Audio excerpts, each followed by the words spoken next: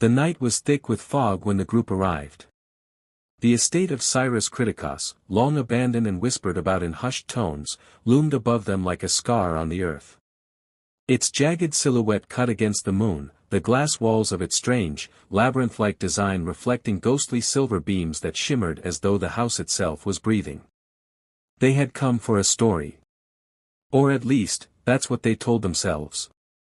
The urban explorers called themselves the HoloLens, a group that thrived on danger and decay.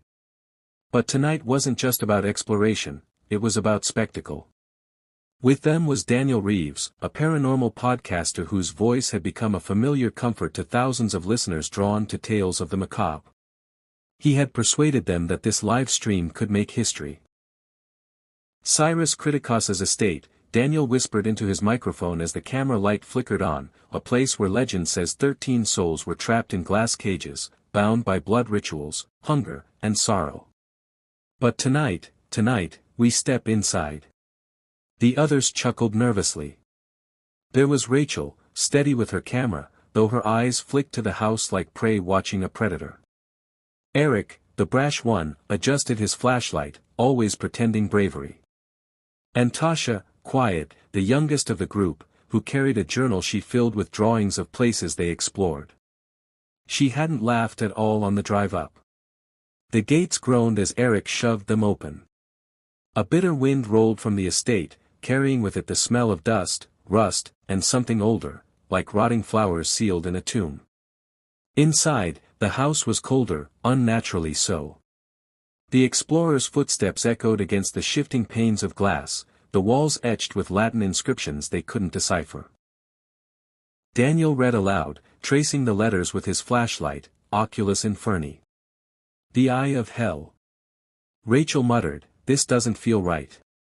It's like the house is listening." It was. As they descended deeper, into the belly of the structure, the air grew heavy.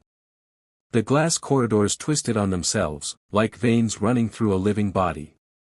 The cameras caught flickers of movement, shadows darting where no one stood, reflections lingering in the walls a moment too long. In the basement, they found it. Rows of massive, glass panels formed cages that seemed built to contain not people, but something far worse. Each one was empty now, though faint smears of handprints and scratches scarred the walls from within. At the center of the room lay a vast mechanism of gears and etched glass, humming faintly though untouched for decades. "What is this place?" Tasha asked, her voice trembling. Daniel crouched, studying the floor. "It's the seal." According to Kritikos's notes, he designed this to trap them, 13 ghosts, each bound by their own tragedy.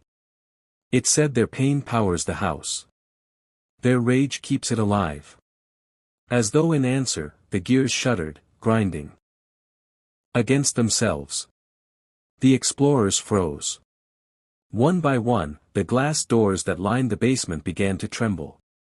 A low, guttural groan rose from the foundation of the house, as though the walls themselves were waking. Rachel screamed as her camera flickered violently, the screen filling with static. "You didn't tell us, it still worked," Eric shouted, backing toward the stairs. "I didn't think it would," Daniel cried, his face pale, drenched with cold sweat. It needed blood, a ritual, But the moment they had stepped inside, the ritual had already begun. Their presence was enough to feed it. The first door cracked open. A gust of icy wind howled through the basement, carrying with it the unmistakable stench of decay. Within the glass chamber, a shadow shifted. A figure, impossibly tall, skeletal yet swollen with unnatural strength, stepped forward, its head cocked unnaturally as if it were listening to the explorers' racing hearts. "The Juggernaut," Daniel whispered, his voice barely audible. The creature's pale, scarred flesh gleamed under the fluorescent light. Chains hung from its wrists like broken shackles, dragging along the floor with each slow, deliberate step. Its hollow eyes locked onto them, burning with hunger. The house seemed to pulse around them, walls groaning as though eager to see what came next. "Run," Tasha breathed. They didn't argue. The explorers tore through the corridors, the glass walls shifting, sealing paths, opening others. Their screams bounced back at them in warped echoes, their reflections twisting into grotesque parodies in the mirrored panes. The Juggernaut's heavy footsteps followed, impossibly close, shaking the floor with every stride. Somewhere above, more doors began to open. More voices began to whisper. 13 spirits. 13 tragedies. And now, 13 new souls wandering the mansion of Cyrus Kritikos. The game had begun. The pounding footsteps followed them through the shifting glass maze, each thud echoing like a hammer against their ribs. Rachel's breath came ragged as she clutched her camera to her chest, its light trembling. The house seemed determined to trap them, stairways folding into walls, corridors bending back on themselves, doors vanishing. It was a labyrinth that wanted them lost. And behind it all, the Juggernaut. Its massive silhouette filled the hallway behind them, dragging iron chains that screamed against the glass. The creature moved with impossible speed for its size. Every breath it drew rattled like rusted machinery, and its head twitched unnaturally, as if every bone in its neck had once been broken. Tasha stumbled. Eric caught her by the arm, yanking her upright. "Keep moving." But the girl's wide eyes were fixed on the reflection in the glass beside her, where she saw herself, pale and bloodless, standing still, even as she ran.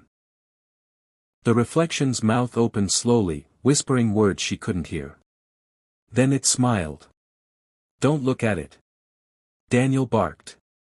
"The house twists reality, don't give it what it wants." They burst into a wider chamber, walls lined with chains and cracked glass panels. Here, the air grew suffocating, reeking of sweat, rot, and iron. On the wall, faint engravings flickered under the flashlight beam, telling a story in crude, bloody carvings. The Juggernaut story. Daniel's voice trembled as he read. Horace Breaker Mahoney, abandoned as a child. Grew up in junkyards. A giant from birth, feared and mocked. His father made him crush cars with his bare hands, earning him the name Juggernaut. When his father died, Horace discovered his true appetite, flesh. Rachel gagged, stepping back. "Oh God!" The carvings grew more violent, figures of men and women broken in half, bodies crushed in massive fists, children impaled on twisted metal. He lured hitchhikers, Daniel continued, his voice thin, strangers, even vagrants. He killed 17 before the police surrounded him. They had to unload bullets into him just to make him fall. But even in death, they say his spirit refused to stop. The walls groaned. A low, guttural growl seeped from the shadows. And then he was there. The Juggernaut stepped into the chamber, his body towering, his skin stretched taut over slabs of muscle. Bullet holes riddled his torso, each one still oozing with tar-black blood that steamed in the cold air. His jaw hung crooked, half broken, his teeth glinting like shattered glass. Rachel raised her camera. Through the lens, his face appeared closer, too close, as though he stood right in front of her. She screamed, dropping the device, the lens shattering against the floor. Eric lunged at the beast, swinging a rusted pipe he had grabbed from the debris. The blow landed across its chest with a dull clang. The Juggernaut didn't flinch. Instead, one enormous hand lashed out, snatching Eric by the throat and lifting him from the ground. As if he weighed nothing. Eric kicked and thrashed, his face turning red, veins bulging in his temples. The Juggernaut tilted his head, studying the boy like a child inspecting a broken toy. Then he smiled, an awful, cracked grin, and began to squeeze. "No!" Rachel shrieked. She grabbed at Eric's legs, pulling, but the Juggernaut's grip was unyielding. Daniel fumbled at the inscriptions, searching desperately. There has to be a counter-ritual, something to hold him back. His hands shook as he traced the Latin etched into the glass floor. Blood rained from Eric's mouth, his body convulsing. The Juggernaut's hand tightened with a sound like snapping branches. And suddenly the chamber pulsed with red light. The glass floor beneath them glowed, runes searing to life. The Juggernaut staggered, snarling, his grip loosening just enough for Rachel and Tasha to drag Eric free. He collapsed, gasping, clutching his throat, but alive. The ghost bellowed, a sound so deep it vibrated their bones, and then it was pulled backward as though shackled by unseen chains. His body slammed into the glass wall, thrashing like a beast caught in a net, before vanishing into the reflection itself, leaving only silence behind. The explorers collapsed together in a trembling heap. Rachel sobbed into her hands. Eric wheezed, coughing blood. Tasha clutched her journal to her chest, as though it were a talisman. Daniel sat in the center, staring at the glowing runes that had saved them, whispering under his breath. They're bound by stories.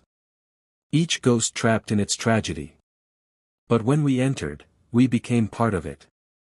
The seal ritual isn't just releasing them, it's rewriting us. Somewhere deeper in the house, another door opened. The sound was unmistakable, steel grinding, glass shattering. The Juggernaut was only the beginning. The mansion groaned as though it had swallowed their fear whole. Somewhere above, the grinding of glass panels shifting filled the air, followed by the unmistakable click of another seal unlocking. A new presence was waking. Rachel's hands trembled as she tried to bandage Eric's throat with strips of her shirt. His skin bore a deep bruise where the Juggernaut's grip had nearly snapped his neck. He could barely speak, his voice a raw rasp. "We can't keep doing this," he croaked. But the house was not giving them a choice. They stumbled into another corridor, its walls etched with spirals of Latin and faint handprints pressed into the glass as though by someone desperate to escape. A single spotlight from above bathed the hall in a pale glow, illuminating a cracked prom photograph pinned behind the glass. The image showed a beautiful girl in a shimmering gown, her smile wide but her eyes strangely vacant. Tasha froze. "She looks familiar." Daniel's breath caught. He recognized her immediately. Susan LeGros. The bound woman. The story spilled out of him like a confession, each word tightening the air around them. She was the queen of her high school. Loved, adored, envied. But cruel. Susan toyed with hearts, promises, kisses, betrayals. The night of her senior prom, she dumped her boyfriend in front of everyone for the quarterback of the rival team. Humiliated, drunk, furious, her ex dragged her under the bleachers and strangled her with his tie. He buried her body beneath the football field, right under the 50-yard line where the crowd cheered the next day. Rachel whispered, "Oh my God." "They say her ghost wanders," Daniel continued, her neck twisted, bound eternally by the tie that killed her. "She waits for those who toy with love, and punishes them." The temperature plummeted. Frost spread across the glass walls, crystallizing into delicate patterns that looked disturbingly like nooses. Then came the sound. Heels clicking on glass. Slow. Measured. Tasha clutched Rachel's arm, eyes wide. At the end of the corridor, the girl from the photograph stepped into view. Her prom dress shimmered as though wet, clinging to her body. Her head tilted at an unnatural angle, the purple bruise of strangulation livid around her throat. The tie still hung there, twisted so tightly it seemed part of her flesh. Her smile was too wide now, cracked at the corners, revealing teeth rimmed with black rot. The bound woman's gaze swept over them, pausing on Eric. "Pretty boy," she whispered, her voice brittle as broken glass. "You'll dance with me." Eric staggered back, shaking his head. No, I didn't." The lights above flickered, and suddenly the corridor stretched. They were no longer in the glass house but standing beneath floodlights, on a football field that smelled of wet grass and blood. Spectral figures surrounded them in the bleachers, faceless, clapping in unison. Rachel screamed. "It's not real. It's the house." But Eric was already being dragged forward by invisible hands. The bound woman glided toward him, her dress leaving streaks of blood across the grass. The tie around her neck unraveled, stretching outward like a snake, curling around Eric's wrists. He thrashed violently, choking, but the tie tightened, binding him as the crowd's clapping grew louder, faster. The bound woman pressed her face close to his, her breath reeking of damp earth. "No one leaves me," she hissed. "Not anymore." Tasha sobbed, clutching her journal. The sketches inside shifted on their own, the pencil marks bleeding into new shapes. She saw Eric, drawn strangled, lifeless, hanging in the stands. Daniel dropped to his knees, slamming his palms against the glass-etched ground. He forced himself to read the Latin inscriptions aloud. His voice cracked, but the words burned as they left his throat: "Spirit bound by betrayal, release your chain. Spirit cursed by vengeance, return to your cage." The bound woman shrieked, her face splitting down the middle into a cavern of jagged teeth. The tie snapped free of Eric's throat, whipping back around her neck like a viper. She was yanked backward, her body convulsing, dragging claw marks into the glass until she was swallowed whole by the wall. The football field melted away. The group collapsed once more into the cold, sterile hall of the mansion. Eric gasped, his throat bleeding fresh crimson where the fabric had cut into his skin. Silence pressed down on them, but only for a heartbeat. Because somewhere deeper in the house, another door was opening. This time, it was not the sound of chains or heels. It was weeping. Low. Endless. And it was coming for them. The sound of weeping threaded through the mansion like water through cracked stone. It was soft at first, a distant wail, but the closer they walked, the more it swelled, raw, unbroken grief echoing from every wall. Tasha pressed her hands to her ears, but it seeped through her skin, vibrating her bones. "She's crying inside me," she whispered, trembling. Daniel's expression was grim. That would be the withered bride. People called her Mary Beth McDonough. Her story's one of the cruelest. Rachel shot him a sharp look. "Don't tell it. Every time you tell their stories, they come." But Daniel shook his head. "They're already here. Understanding might be the only thing that saves us." They rounded the corridor and froze. The hallway had transformed. A veil of white silk streamed from the ceiling, fluttering like shrouds.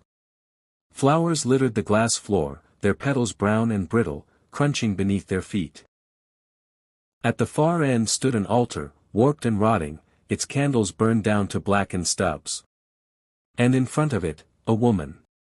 Her dress was once white, now gray with rot and soaked in dried blood. Her veil trailed for yards, tangled like cobwebs. Her face was hidden, but her hands clutched a bouquet of wilted roses so tightly the thorns pierced her flesh, dripping blood down her wrists.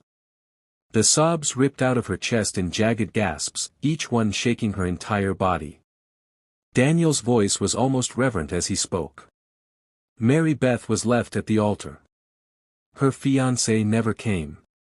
In her humiliation, her rage consumed her. They say she hung herself in her wedding gown, clutching those same roses. But death didn't silence her grief. She lingers, forever abandoned, forever weeping. The bride lifted her head. Her veil slipped, revealing a hollow face. Her eyes were sunken pits of black water, constantly streaming with endless tears. Her lips were sewn shut with silver wire, and still she screamed through them, a muffled, inhuman wail that made Rachel stumble back, gagging. "Don't look at her." Daniel barked, but too late. Rachel's camera, still recording, caught the bride's face. On the small screen, her features warped, shifting into Rachel's own.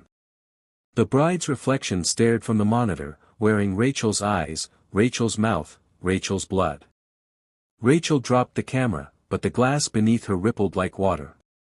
Her reflection reached upward, grabbing her wrists, dragging her down. "No, no, please," she screamed, kicking against the floor. Eric lunged, grabbing her shoulders, but the glass pulled harder, sucking Rachel's arms deeper until they vanished to the elbows. Her screams echoed, distorted, as though two voices cried from her throat, hers and the bride's. The veil whipped through the air, wrapping around Eric's neck, yanking him backward into the wall. He gagged, kicking violently as the fabric cinched tighter. His bruised throat tore, blood spotting the white silk. The bride drifted closer, her bouquet dripping. Her voice rumbled behind the stitched wire, syllables twisting into words. "Stand, with me." Rachel's reflection pulled harder, her face smashing against the glass as though something beneath wanted to climb out. Her fingernails split as she clawed at the floor. Tasha, trembling violently, opened her journal. She had drawn the bride earlier, unconsciously, her veil wrapped around faceless bodies. But her pencil strokes began to move again, sketching Daniel kneeling before the altar. She gasped. "Daniel, it wants you." His hands shook as he pressed against the etched symbols on the walls. Spirits bound by grief, chained by vows unfulfilled, release the weeping bride, return her to her silence. The bride screamed, the silver wires snapping from her mouth with wet pops. A flood of black water gushed from her throat, drowning the flowers at her feet. The veil tightened around Eric one last time before snapping, hurling him to the ground. Rachel's reflection shattered, releasing her arms with a spray of blood. The bride convulsed, her body collapsing inward, bouquet bursting into ash. Her veil turned to smoke, curling upward before vanishing into the ceiling. The silence that followed was worse than the crying. Eric coughed, blood foaming his lips. Rachel cradled her raw, bleeding arms, eyes wild. Tasha stared down at her journal, horrified to see the sketch now blank. As though the bride had been erased. Daniel whispered hoarsely, "We've faced 3. 10 remain." The mansion groaned. Another cage unlocked.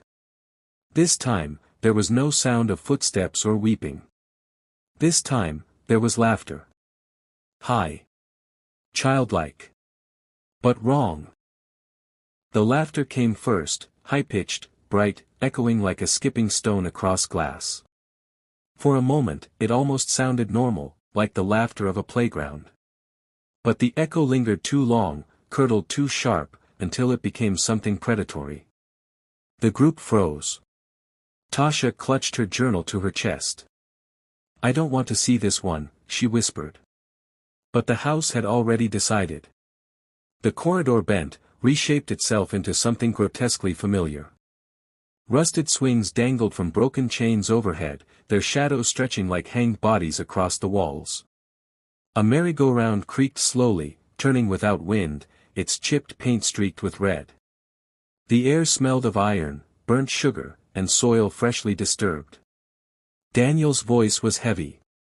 "That is Billy Michaels. They called him the Torn Child."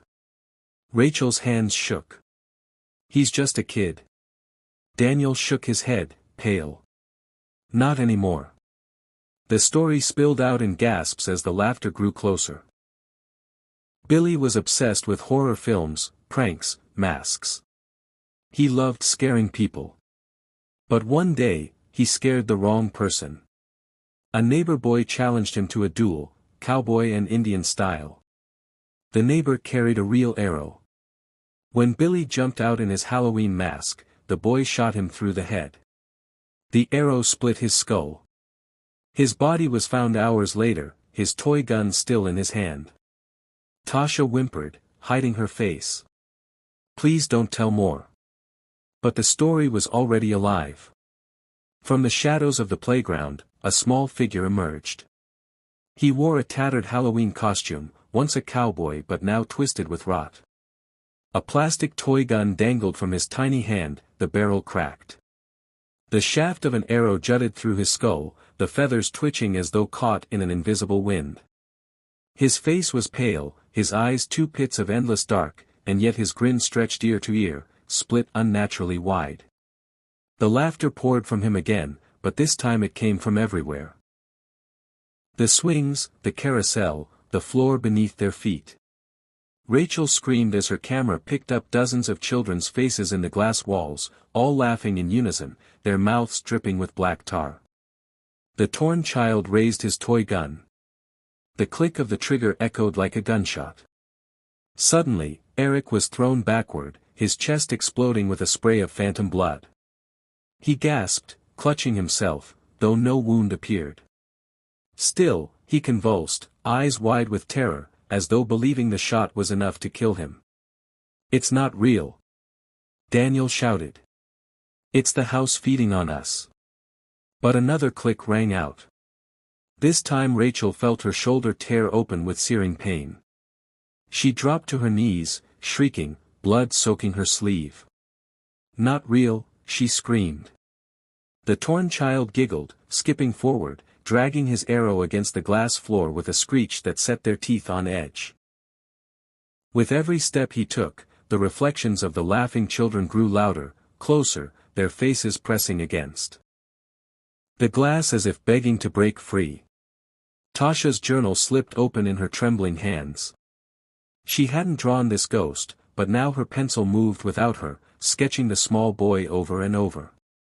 On the page, his smile grew wider, sharper, until it consumed the entire drawing. "He wants to play," Tasha whispered, voice breaking. "He wants us to play with him." The boy darted forward, impossibly fast. His arrow sliced across Daniel's cheek, tearing skin open to the bone. Daniel roared, clutching his face, blood seeping through his fingers. Rachel staggered up, her camera still dangling by its strap. She turned it on the boy, focusing the lens. Through the screen, his image fractured, flickering between a laughing child and a mangled corpse. For a split second, she saw his true form, his skull cleaved, maggots writhing from the wound, his toy gun bent into the shape of a blade. "Your story is finished," she screamed, shoving the camera toward him. The torn child froze. His laughter faltered, glitching like a broken record.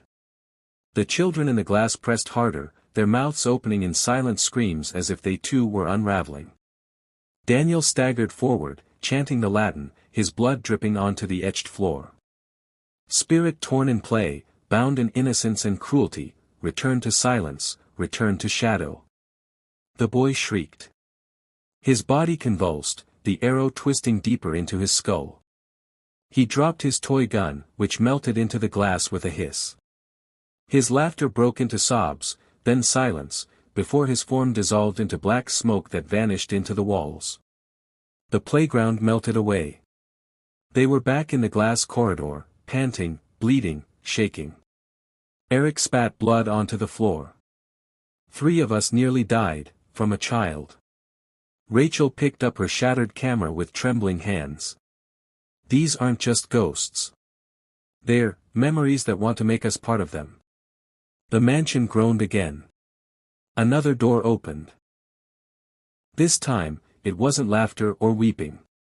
It was scratching. Long, desperate. Like nails dragging across the inside of a coffin. The scratching came in waves, slow, frantic, then slow again. A sound of fingernails clawing at wood, splinters breaking, flesh tearing. It vibrated through the glass floor, rattling up their bones. Rachel pressed her blood-soaked sleeve against her shoulder, shaking. That's not an animal, is it?" "No," Daniel muttered, pale and hollow-eyed. "That's her." The corridor twisted, glass panels shifting until they stood in a chamber shaped like a cathedral. But instead of pews, dozens of coffins lined the walls, stacked like books in a library. Each one shuddered violently, as though something inside pounded to be free.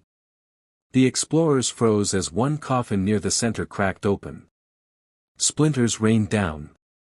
From within came a skeletal hand, its nails jagged and bloody, clawing desperately. The lid snapped fully, and she crawled out. Her body was thin, almost skeletal, her skin gray and bruised. Her fingernails were worn down to bloody stubs, her fingertips shredded. Her face was locked in a permanent scream, jaw stretched unnaturally wide, teeth broken down to nubs from gnawing. Her eyes rolled endlessly, wide with terror, as though she were still trapped in the coffin. Tasha covered her mouth, choking back a sob. Who was she? Daniel swallowed, his throat raw. Her name was Margaret Shelburne. They called her the Coffin Scratch. She was a wealthy woman, buried alive by mistake after a seizure was mistaken for death. When they dug her grave years later, they found her coffin destroyed from the inside, nails torn off, mouth shredded from screaming, her skull cracked where she slammed it against the lid. She never stopped clawing. Not even in death. As if his words fed her, the ghost's head whipped toward them. Her jaw opened with a screech like nails on a chalkboard. She hurled herself across the chamber, her long arms flailing, nails scraping sparks against the glass walls. Eric staggered back, his voice hoarse. She's fast, too fast. Rachel swung her broken camera up, the cracked lens distorting the image. Through it, the ghost multiplied, dozens of Margarets crawling along the walls, ceiling, and floor. Each one scratched, tearing pieces of themselves off in frantic bursts, their teeth falling loose as they gnawed invisible lids. The sound of scratching multiplied until it filled their skulls. Tasha screamed, clutching her journal. The pages turned violently on their own, sketches appearing, her, Rachel, Eric, and Daniel, inside coffins. Their fingers bleeding. Their mouths wide in silent screams. No, she wants to put us in. Tasha shrieked. The ghost lunged at Rachel, slamming her into the floor. Splinters of bone jutted from her arms as she pinned Rachel's wrists. Rachel thrashed, screaming, as nails gouged bloody furrows across her skin. The Coffin Scratch leaned close, jaw trembling, her scream shrill and endless, blasting Rachel's eardrums until blood dribbled from them. Eric roared and charged, slamming his pipe into the ghost's back. It sank into her flesh but didn't slow her. Instead, she twisted her head all the way around, her vertebrae snapping like twigs, fixing him with her bulging eyes. Eric froze, dropping the pipe. Holy! She launched at him, her nails raking across his chest, carving bloody letters into his flesh. Daniel, panicked, slammed his hand against the etched symbols on the glass floor, chanting desperately. Spirit bound in terror, confined in earth, return to your tomb, rest in your darkness. But the ghost shrieked louder, drowning out his voice. The coffins lining the walls burst open one by one, skeletal arms clawing, scratching, each sound stabbing deeper into their skulls. Rachel, bleeding and deafened, managed to grab the broken camera. She shoved it against the ghost's face. The cracked lens reflected her true form, Margaret's body inside the coffin, eyes bulging, tongue swollen, fingernails breaking against wood. A woman who had died screaming, not haunting. The reflection shattered like glass. The Coffin Scratch howled, her body twisting violently. Her arms folded inward, her jaw locking shut. She crumpled to the ground, convulsing as if suffocating again, before vanishing into a spray of splinters that dissolved into the floor. The coffins around the chamber slammed shut all at once, silencing the scratching. The group collapsed together, gasping, drenched in sweat and blood. Tasha's journal lay open, blank again, but faint grooves scratched into the page spelled a single word, trapped. Eric's chest bled freely, the letters gouged into his skin forming something unreadable, perhaps unfinished. The silence hung thick, suffocating. Then the house groaned once more. Another seal had broken. This time, the sound was not weeping, laughter, or scratching. It was chains. Dragged slowly. Deliberately. And they were getting closer. The chains rattled first as a whisper, then as a deafening thunder. The walls of the glass corridor shook, the panels groaning under invisible weight. The explorers huddled together, their breaths sharp, their eyes darting to every corner. Eric's wounds dripped onto the transparent floor, the blood spreading like crimson veins. Rachel pressed against him, pale and trembling, while Daniel held Tasha back as she clutched her cursed journal to her chest. From the shadows of the chamber ahead, he emerged. The ghost was enormous, his body grotesquely muscled yet torn apart by rusted chains that pierced his flesh, wrapping around his torso, arms, and face. His head was tilted sideways, jaw broken and swinging, one eye gouged out, the other glowing like a furnace coal. The chains dragged behind him like 100 iron serpents, each clinking with the sound of suffering. The tormented, Daniel whispered, his lips trembling. He was executed by chain binding. Pulled apart by iron hooks in 4 directions. They say he screamed until his lungs burst. The ghost stopped, tilting his head unnaturally. Then he lurched forward, each step cracking the glass beneath him. His chains writhed like living things, snapping outward with metallic shrieks. The group ran. The corridor reshaped around them, walls sliding, twisting, like the house itself wanted to trap them with him. Chains lashed out, smashing through glass panels, shattering them into shards that rained like knives. Eric shoved Rachel forward, grunting through the blood pouring from his chest. A chain wrapped around his ankle and yanked him backward. No! Rachel screamed, reaching for him. Eric's body was lifted high into the air. The chains wound tighter, grinding into his flesh, bones snapping audibly. His scream echoed through the labyrinth as the tormented pulled. Blood sprayed across the glass walls in long arcs, and with one final wrench, Eric's body tore apart in 4 directions. The pieces fell twitching to the floor before dissolving into mist. Rachel collapsed, choking on her sobs. Tasha screamed until her voice broke, and Daniel dragged them both forward, his face ghostly pale. "There's no stopping him," Daniel shouted. "We need the 13th. That's the only way out." The chains lashed again, shattering walls, forcing them into a circular chamber lined with etched sigils. At its center stood a pedestal carved from black stone. Upon it was a mirror, cracked and blood-stained. Rachel stumbled toward it, drawn by a force she couldn't fight. Her reflection stared back, but it wasn't her. The glass showed a corpse version of herself, eyes hollow, mouth sewn shut with wire, her skin flayed open to expose bone. The tormented's chains whipped into the chamber, smashing the floor, forcing her closer to the mirror. Daniel's face turned white. "Dear God, it's her. Don't you see? Rachel is the 13th ghost." Rachel froze. "What are you talking about?" Tasha sobbed, shaking her head. No, she's alive." "She won't be," Daniel said, his voice cracking. "The house, the sigils, this whole machine, it's been waiting. 13 spirits, each bound in agony. The last one must be created. She's chosen." Rachel stumbled back, horrified. No. I'm not." The tormented roared, his chains slamming down around her, forming a cage. He dragged her toward the mirror, her screams tearing through the chamber. The reflection writhed, smiling with sewn lips, reaching out as if to pull her in. Daniel's voice broke into prayer, half-crazed. "Only the 13th can close the gate, or open it." Rachel thrashed violently, nails clawing at the floor. Blood smeared across the glass, forming patterns that shimmered under the torchlight. The chains pierced her body one by one, pulling her limbs apart without breaking them, binding her like a puppet. Her reflection in the mirror screamed in silence as wire stitched across its lips.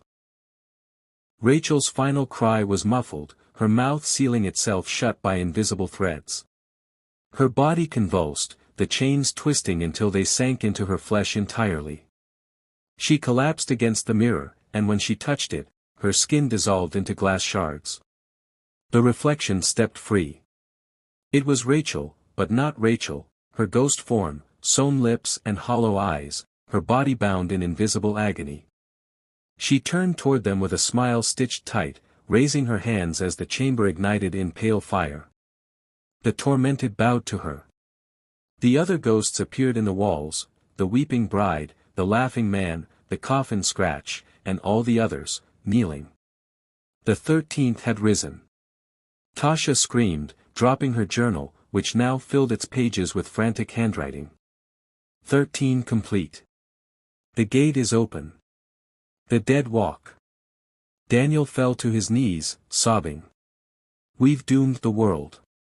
The walls shattered outward, revealing not the house but a nightmarish void. Countless chained spirits clawed upward, spilling into the world beyond. Their cries shook the earth itself, rattling through the explorer's bones. The last thing Tasha saw before the glass floor collapsed beneath them was Rachel's stitched smile, her hollow eyes glowing brighter than fire. And then, silence. The house was empty. But the world outside would never be again.